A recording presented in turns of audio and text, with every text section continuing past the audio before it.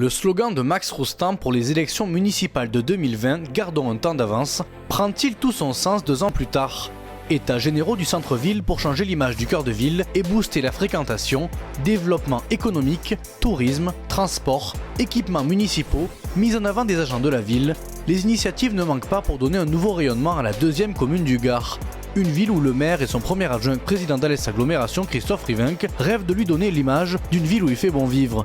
Mais le taux de chômage élevé et persistant, au-dessus de la moyenne nationale, et un taux de pauvreté inquiétant viennent contrarier leurs plans.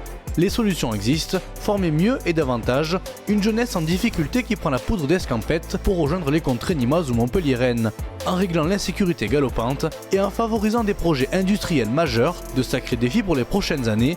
Alors, est-ce qu'Alès a réellement un temps d'avance? On en parle ce soir dans Bonsoir le Gard. Alors une fois n'est pas coutume, avant de donner la parole à nos sociétaires, on va bien évidemment interroger Monsieur le maire sur la question qu'on pose ce soir. Alors Monsieur le maire, est-ce qu'Alès a réellement un temps d'avance? Heureusement, parce que ville un peu écartée des grands circuits de circulation, on a intérêt à être au goût du jour et même en avance, sinon on serait vite abattu. Donc je crois qu'effectivement, beaucoup nous copient. Notre président de la République, puisque je vous rappelle qu'on a fait les états généraux du cœur de ville d'Alès, où personne n'en parlait, qui nous a permis effectivement d'arrêter et de construire 38 actions faites par la ville. 1200 personnes y ont participé, 800 heures de travaux. Ne serait-ce que ça, déjà, c'était innové dans le dialogue et dans la participation des administrés. Et puis alors après, je crois que le temps d'avance sur l'environnement, je crois que être plus décoré que la ville d'Alès en environnement, ça n'existe pas. Vous avez la 4e fleur, je ne l'ai pas tous. Or, monsieur. 4e fleur, s'il vous plaît. 4 villes l'ont eu en France cette année. Moi, je vais faire un jardinier avec des fleurs en or. Ah bah oui, non, mais attendez, il oublie l'heure. On parle d'argent tout à l'heure. Qu'est-ce qu'il vous reste? Parce qu'il faut regarder aussi les aspérités de la ville d'Alès. Qu'est-ce qu'il vous manque encore? Sur quoi vous devez travailler? On a parlé d'un taux de chômage qui est encore important. Il y a un niveau de pauvreté aussi qui est présent dans la ville. Quels sont les éléments qui vont vous permettre de travailler pour pouvoir corriger ces difficultés? Alors, dans la difficulté actuelle qui nous est menée par les administrations différentes et variées, le développement industriel. On a aujourd'hui une explosion de demandes pour d'installation d'entreprises. On a vendu tous nos terrains qu'on préparait depuis 10 ans. Donc aujourd'hui, il faut trouver de nouveaux espaces. Or, aujourd'hui, on se retrouve confronté au confort, où les gens vont arriver, évidemment, un géomètre avec une lunette dans un terrain voisin. On l'a vu pour la prison d'Alès. De suite, ça rechine, etc. Donc la difficulté de trouver des terrains. L'administration, je vous rappelle qu'on a lancé les fumades, les termes. Ma première réunion avec le maire des fumades, il y a 17 ans. 17 ans pour le premier coup de bulle. Si ça vous dit quelque chose, réalisez. Donc le temps d'avance, il faut le garder. C'est lenteur administrative aussi. Voilà, mais c'est ça, les complications, les normes, les changements de règles en cours de travail. Les compensations environnementales. Voilà, oui, tout s'en mêle. Je crois que je dis rapidement. On est en train de faire un pays de retraités. Parce que plus rien n'avance. On l'a vu pour la prison à l'Est. Moi, j'avais donné un terrain, on ne l'a pas vu chez moi. Pourquoi? On aurait dû. Soi-disant qu'il y avait des puits de mine, effectivement. Je vois mal une dalle en béton, descendre le puits de mine à 800 mètres et puis remonter, je ne sais pas par où. C'est pas des tops, les prisonniers. Monte Cristo, il y a longtemps qu'il n'est plus là. Bon, donc, bref, ils n'ont pas fait la prison chez nous. Je crois que Françoise Périgot et notre maire de Nîmes y a été pour quelque chose. Mais enfin, passons. C'est comme ça. Effectivement. Olivier Chalaguier, quel est votre point de vue sur la ville d'Alès? On sait très bien, vous êtes Nîmois, vous avez beaucoup travaillé avec la ville de Nîmes. Quel est votre regard sur le territoire alésien aujourd'hui? Et est-ce que, à travers la question qu'on pose ce soir, est-ce que pour vous, Alès a un temps d'avance? Alors moi, je ne vais pas m'exprimer sur un slogan parce que c'est des confrères qui l'ont créé. Et bon, je pense que Max Roustan n'a pas besoin de slogan pour être réélu. Donc le slogan, bon, il est ce qu'il est. Il parle du temps et moi, c'est ce qui m'intéresse, c'est le temps. Nous, on vient de sortir une campagne, c'est dans l'air du temps, c'est le cas de le dire. Mon cabinet vient de sortir une campagne jumelée avec la ville de Montpellier et celle de Lunel. Pas un quart d'heure à perdre. C'est le slogan.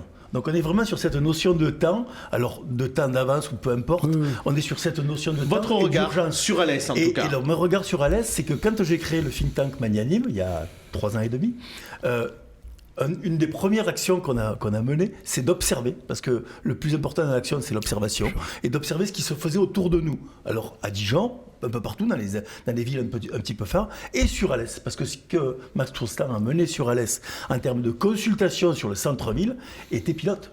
Et c'était remarquable, cette consultation de prendre le pouls des gens avant de faire et d'imposer, c'est une méthode qu'on n'a pas l'habitude de voir. Effectivement. Et on s'est inspiré beaucoup de cette méthode pour élaborer nos propositions sur le centre-ville. Et sur le plan économique? Moi, je trouve que sur le plan économique, ce qui se passe sur Alès est remarquable. Ça me fait penser, pour avoir travaillé vous avez bien fait de venir, hein, pour avoir travaillé sur Saint-Étienne, et quand je regarde Alès, je vois les mêmes. Alors, je ne parle pas de politique là, je parle pas de on avait compris. Il parle, mais il n'est pas d'Alès, donc du coup, c'est vrai, il parle de territoire qu'il ne connaît pas. Mais bon, enfin, bref. Que je ne connais pas. Oh. Je vous ai jamais vu, moi, Alès, monsieur Jaraguet. Bah après, vous pouvez dire. Pourquoi vous m'adressez, monsieur, non, on se connaît. Attendez, je parle d'Alès. On parlera ensemble si vous voulez tout à l'heure. Si vous voulez du répondant, si vous voulez du répondant, vous en aurez. Croyez-moi, vous serez servi. J'en ai pas peur. Ce que j'aime bien sur Alès, c'est je retrouve les mêmes réflexes que j'ai retrouvés à Saint-Étienne. Saint-Étienne a souffert avec Manu France. Il y a eu une désindustrialisation terrible. Je vous aide. De fort taux de chômage, et il y a une population qui s'est resserrée, qui s'est serré les coudes et qui a œuvré dans le même sens. Et on retrouve les mêmes énergies à Alès, des populations soudées, et quand on fait appel à un acteur, l'acteur apporte les autres solutions pour que tout reste sur Alès. Et ça, c'est remarquable. Ah, vous voulez répondre? Allez-y, monsieur le maire. Tout simplement dire que la création du guichet unique aussi pour les développements du territoire a apporté beaucoup, et on continue, puisqu'on vient d'en créer un nouveau qui est encore plus complet, puisque toutes les participations et les forces vives y participent aujourd'hui. D'ailleurs, vous arrivez à une place, ce serait pas mal. Oui, je crois que ça compléterait l'information sur le système. On continue ces consultations, puisque aujourd'hui, Christophe est en train de faire les consultations sociales, où il y a 154 associations alésiennes qui participent pour établir, dans le cadre des débats et discussions, une solidarité composée par tout le monde. Parce qu'aujourd'hui, c'est pas que les associations ne font pas leur boulot, mais aujourd'hui, je fais ça, toi tu fais ça, on fait ça, on se contredit. On n'agit pas pour une évolution positive. On se cherche. Et là, je crois que ce qu'on est en train de faire aussi, c'est la 3e réunion qui avait lieu aujourd'hui. Tout le monde est très satisfait de travailler, de trouver et de chercher des solutions. Et je crois qu'on va en trouver. Et on le fait avec la CAF, donc tout va bien. Allez, Brahim, votre avis sur le positionnement d'Alès aujourd'hui dans son environnement et dans le Gard? Je voulais rassurer M. Jaraguet, je ne vous agressais pas, c'était pour vous dire que, bien évidemment,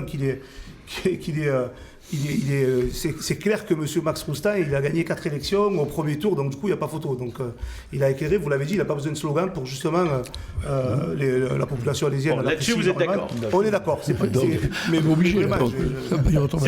Il est évident, c'est pour ça que je voulais vous dire ça par rapport à ça. Par contre, si vous agressez les gens en leur disant vous n'êtes pas d'Alès, ça va être compliqué. C'est pas ça que je voulais dire, mais vous m'avez fait Il faut faire venir des gens à Alès, des investisseurs. Mais ils le font bien. Et du coup, alors, par rapport à ça, votre point de vue, vous, alors sur le temps d'avance, est-ce que vous avez le sentiment aujourd'hui que le territoire d'Alès avance, j'ai envie de dire, avec son temps et même peut-être effectivement est précurseur? Bon, j'aurais tourné la question en disant est-ce que Max Roustan a toujours un temps d'avance en fait? Parce que bien sûr que les Alésiennes et les Alésiens, ils apprécient énormément Max Roustan. Donc du coup, on le voit. Hein. Je veux dire, je rappelle que je me suis présenté en 2014 contre lui. Je veux dire, et même dans certains quartiers, je veux dire, il me bat. Donc du coup, alors que normalement, j'étais normalement favori dans les quartiers populaires, et je finis 2e, voire 3e dans certains quartiers. Le seul, monsieur le maire, là où je vous bats, c'est au Pré-Saint-Jean, vous vous souvenez, voilà, et bien. Donc du coup, voilà, c'était ma seule satisfaction. Après, en termes de temps d'avance, effectivement, il forme un duo avec monsieur Rivenc qui est remarquable sur le territoire. Qu'est-ce que je vous dise? Quand on gagne 4 mandats au premier tour, on peut pas... Alors, il y a la victoire, bien évidemment, et ça, elle est incontestable, mais vous, votre sentiment, puisque vous y vivez à Alès, qu'est-ce qui reste à améliorer? Et selon vous, il y a probablement beaucoup de choses. Ils ont un superbe régime, ils ont un superbe cadre de communication, il n'y a pas de souci, ils communiquent très bien, ils sont très forts. Le seul point, je l'avais dit déjà quand M. Rivenc était venu là, Christophe Rivenc était venu, le président de l'Alès Aglo, c'est le taux de paupérisation, voilà, et que du coup Alès, le fait qu'il y a un taux de paupérisation très fort, il bénéficie de pas mal d'aides de l'État. Voilà. Et c'est ce qui vous fait avancer. D'ailleurs, c'est pour ça que vous faites l'ANRU 1. Vous avez fait l'ANRU 1 avec 67 millions d'euros, je crois. Et là, vous faites l'ANRU 2 avec 133 millions, qui permet en fait d'embellir aussi la ville. Donc, du coup, vous le faites grâce à cette paupérisation. Et du coup, Je trouve, moi, pour ma part, qu'il y a une disparité en fait entre ce que vous proposez, par exemple, en termes de formation, de qualité de premier choix, c'est-à-dire de haut niveau. Vous demandez des webmasters, etc. Je l'avais dit déjà au préalable quand Christophe était venu ici à côté de moi. Il était là, à la même place que vous. Et j'expliquais que quand vous avez une population qui arrive à peine à avoir le bac, il faut rappeler qu'à Alès, il y a 16,7%, je redis les mêmes mots, mais c'est une réalité. Et que du coup, à côté de ça, vous voulez les faire rentrer dans ce type de formation, il y a quelque chose qui ne va pas. Et on tourne à des taux de chômage qui vont au-delà de 25% pour cette jeunesse-là. Et je vais même au-delà de ça. Là, on ne parle pas que de quartier. Quand je dis 16,7%, c'est sur l'ensemble du territoire alésien. Et c'est là où peut-être que ça pêche. Après, vous parliez à un moment donné de territoire, d'économie, etc., de faire venir la prison. Est-ce que vous n'avez pas trop, moi c'est la question que je me pose, et ce ne sera pas ma question de ce soir, est-ce que vous n'avez pas trop tardé pour justement vous faire, on va dire, faire passer sous le nez en fait la prison? Parce que je ne sais pas, à un moment donné, vous étiez bien parti, vous avez carrément annoncé que la prison s'était faite à Alès, et du jour au lendemain, hop, patatrac mon anorak, plus de prison à Alès. Est-ce que vous n'avez pas trop tardé? Alors, deux questions que vous posez à monsieur le maire, ça ne fait pas partie de vos questions de tout à l'heure dans l'interview, mais sur le débat qui nous anime, Non, vous en prie. la prison, je pense qu'on en a déjà parlé. Moi, ce qui m'intéresse plutôt, c'est la formation, monsieur le On n'est maire. pas là pour se cacher les choses. Quand on est arrivé à la mairie de l'Est, c'est vrai qu'il y a 30 ans, on parlait de l'histoire, c'est quand même gênant parce que c'est vieux maintenant. Ça fait vieux, 89 aujourd'hui, c'est quand même vieux. Il y avait, Vous êtes jeune, à l'Est, avait perdu 24 000 mineurs, 1500 emplois sidérurgiques et 1500 emplois textiles. Vous vous rappelez qu'avec Acharel à l'Est. Bien sûr. Quand j'étais arrivé à la mairie, il a fallu reconcilier tout ça. On avait 25% de chômage. Aujourd'hui, on est énorme, à 12,6. C'est énorme, on a gagné. On est quand même la ville qui a le plus progressé au niveau du chômage en Occitanie. En descente. C'est diminué. Ce n'est pas le fait de Roustan. C'est le fait que les entrepreneurs travaillent et embauchent. Ce n'est pas le politique qui fait l'emploi. Non, mais c'est l'attractivité du territoire qui permet peut-être d'attirer des entreprises. Notre rôle, c'est de créer un environnement favorable pour que les entreprises deviennent ce que je disais au début de mes propos. Bien sûr. Sur la formation, monsieur le maire, parce que la question de Brahim, elle est très intéressante, parce qu'effectivement, on le voit. Et on voit aussi des jeunes alésiens qui viennent à Nîmes ou à Montpellier pour finir leur étude. Ma réponse de Gaulois, ce n'est pas la compétence de la commune. D'accord? Sauf le primaire, d'accord. Bon, mais on peut recréer l'environnement. Voilà, comme pour les entreprises. Vous avez sur Alès un excellent CFA qui est classé un des premiers en France par rapport à la formation. Et là, il ne faut pas être bachelier pour y aller, puisqu'on a été classé pour les véhicules historiques, c'est un des 2 CFA en France.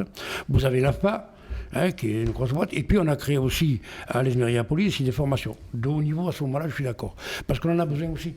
Malheureusement, aujourd'hui, l'entreprise qui s'installe, elle a besoin d'ingénieurs, Monsieur le maire, il y a un décalage entre l'offre et la demande. Oui, il veut des compétences. Il y a un décalage entre l'offre et la demande. D'ailleurs, il y a beaucoup d'emplois qui ne sont pas pourvus parce qu'on n'a pas la compétence. Donc, du coup, vous êtes obligé de chercher. Donc, je suis d'accord avec M. Jalaguet. Donc, à ce moment-là, ils viennent sur Alès. Mais du coup, il y a quand même, pour les jeunes Alésiens qui sont en difficulté, mais eux, ils n'arrivent pas à trouver leur marque.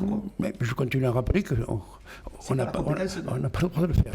Et si on le fait, le campus Mirapolis, c'est vous, c'est votre compétence. Oui, donc, le haut niveau du campus, c'est vous, et à côté de ça, au niveau de...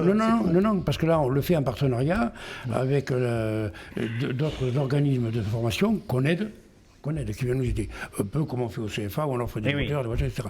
Mais nous, en direct, on n'a vraiment pas les moyens de le faire. On le fait pour l'école, évidemment, qui est dans notre compétence, parce que je crois que le budget de l'école, c'est plus d'1 million par an qu'on met sur les écoles à Alès. Pour les entretenir, on a 28 écoles, c'est pas énorme, mais ça fait des sous quand même chaque année. Ça s'arrête là, je crois que... Dire qu'aujourd'hui, passer de 25%, alors c'est vrai que c'est long en 30 ans, à 12,6%, alors qu'on était à 15 il y a 3 ans, on gagne chaque année un peu. Bon, ça va doucement net. Je crois qu'on ne crée pas les emplois comme ça. On ne claque pas les doigts. Et on met un tout dernier mot, M. Jalaguet. Ouais, Olivier. Il faut un excellent binôme avec Christophe Rivenc, mais ce qu'il faut noter, c'est que Max Roustan, quand même, il incarne véritablement sur cette région, moi j'ai pas d'autre exemple, celui qui a pu tenir un territoire, maire et agglomération. Et pays. Et ça, c'est remarquable. Et syndicat. C'est ce qui un peu pénalise. On le voit aujourd'hui à Nîmes. On a longtemps critiqué le tandem Lachaud-Fournier. Mais aujourd'hui, on voit que ça fonctionne malgré tout que sur une jambe et demie aussi. Quand on a un vrai patron qui tient le territoire en entier, voilà ce que ça donne. Et au-delà de la politique, et là je ne parle pas de politique, on le voit quand on va sur Alès. Moi je l'ai fait pour les départementales quand j'ai accompagné Laurent Burgois, je l'ai fait pour la chambre de commerce. On voit qu'à Alès, ça se tient les coudes et qu'il tient ses équipes. Et il tient ses troupes et ça va dans le bon sens. Allez, un tout dernier mot pour clôturer le débat. Je crois que la sécurité politique sur un territoire est très importante pour les chefs d'entreprise. Absolument. Parce qu'ils s'installent, mais ils continuent, ils ne viennent pas pour 2 ans, ils ne viennent pas pour un mandat.